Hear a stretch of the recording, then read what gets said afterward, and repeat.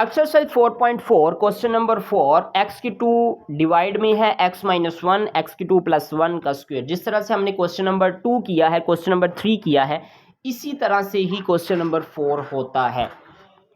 अब आपने बटे के नीचे देखना है कि सबसे पहले x की 2 जिनके साथ मौजूद नहीं है, क्या इस तरह का कोई अदद मौजूद है बटे के नीचे सवाल के अंदर?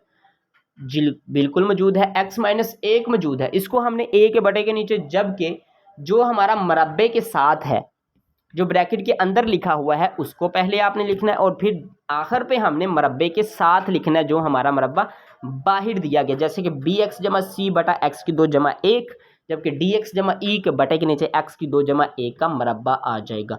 फिर हमने दोनों तरफ मल्टीप्लाई करना है, ज़रब करना है एक्स माइनस 1 एक्स की 2 जमा 1 के मरब्बे के साथ। ज़रब करने के बाद हमारे पास कुछ हालत इस तरह से बनेगी जैसा कि आपको स्क्रीन पर दिखाई दे रही है। एक्स की 2 बराबर है ए एक्स की 2 जमा 1 का मरब्बा जमा बी एक्स जमा सी एक्स माइनस 1 एक्स की 2 जमा 1 जमा डी एक्स जमा ई एक्स माइनस 1 हमारे पास बचेगा कटिंग करने के बाद, ज़रब करने के बाद।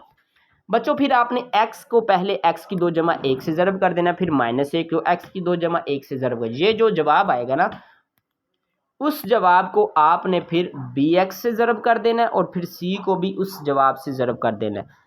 यहाँ पे हमने dx को x माइनस 1 से और जबकि e को x माइनस 1 से ज़रब कर देना, जैसा कि आपको स्क्रीन पे दिखाई दे रहा है।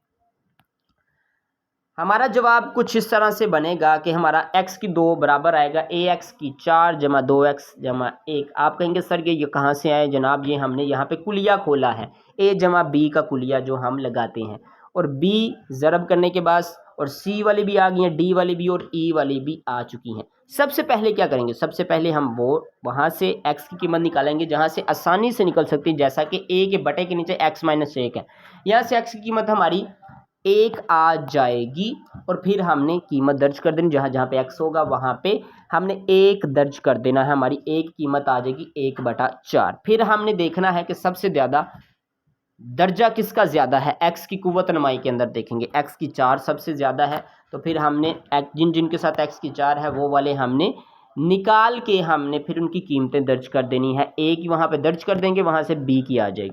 जैसा से x की 4 के दोनों सिरों को बराबर किया तो a जमा b बराबर 0, इस तरह की हालत बनी है। a की कीमत हमारे पास मौजूद है 1/4, दर्ज कर देंगे तो b की कीमत हमारी आ जाएगी -1/4।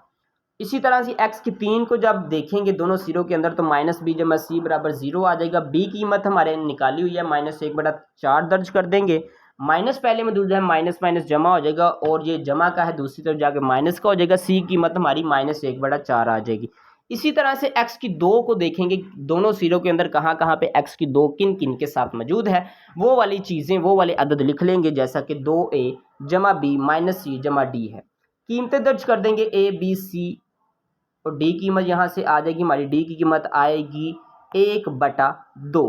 फिर हमने x वाली देखनी है कि x किन किन के साथ मौजूद है, उनको हम निकाल लेंगे और फिर वहाँ से e की कीमत हमारी आ जाएगी, e की कीमत हमारी 1/2 आएगी।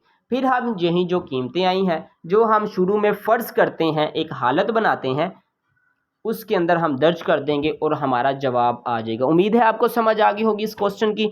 बहुत ही आसान क्वेश्चन है, तो आपने प्रैक्टिस ज़रूर करनी है। किसी को भी किसी भी मरहले में किसी भी लेवल के अंदर कोई भी प्रॉब्लम आ रही है तो कमेंट सेक्शन में ज़रूर बताइएगा। दुआओं में याद रखिएगा। प्रोफेसर सरमद को इजाज़त दीजिए। अल्लाह हाफ़िज़।